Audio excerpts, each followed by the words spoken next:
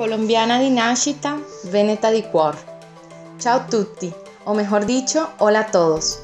Sono Patrizia Castagneda, nata in Colombia e residente in Veneto dal 2007, dove mi sono trasferita con tutte le carte in regola, perché dal mio punto di vista non è concepibile che una persona cominci una nuova vita in un altro paese se non rispettando le sue leggi. Mi sono subito riconosciuta nella società veneta, nella sua filosofia, nei suoi valori e bisogna dirlo, i veneti sanno apprezzare chi si dà da fare.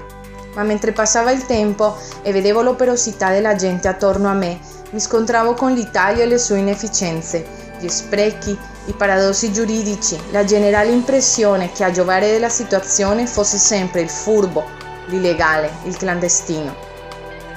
Vedo anziani che dopo aver lavorato una vita, nel migliore dei casi, vengono liquidati con pensioni che è indegno di finire tali.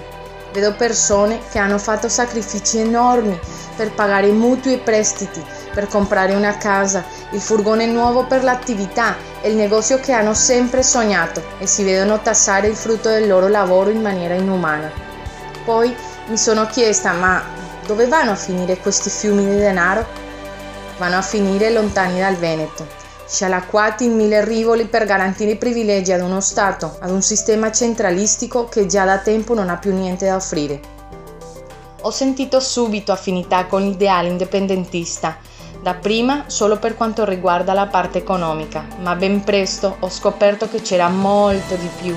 La magnificenza della Serenissima Repubblica di Venezia, 1100 anni di lingua, cultura, tradizioni, l'amor di patria e man mano che mi informavo scoprivo tutte le nefandezze compiute dallo Stato italiano per nascondere, stravolgere, cancellare tutto quello che di grandioso risiede in questa terra.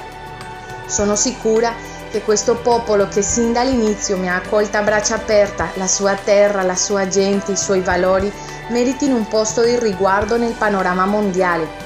Voglio che il mondo sappia che la Costituzione degli Stati Uniti d'America ha preso spunto dal diritto della Serenissima Repubblica di Venezia, che la prima donna laureata al mondo proviene dalla Università di Padova.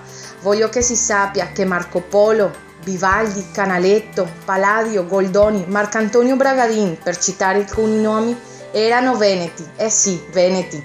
Sono convinta che l'indipendenza arriverà presto e che potrò, assieme a milioni di veneti, salutare la rinascita della Repubblica Veneta e che il suo millenario grido risuonerà ad ogni angolo, dal lago di Garda alle Dolomite, dalle montagne alla laguna. E allora, ruggite leoni, par terra, par mar, San Marco.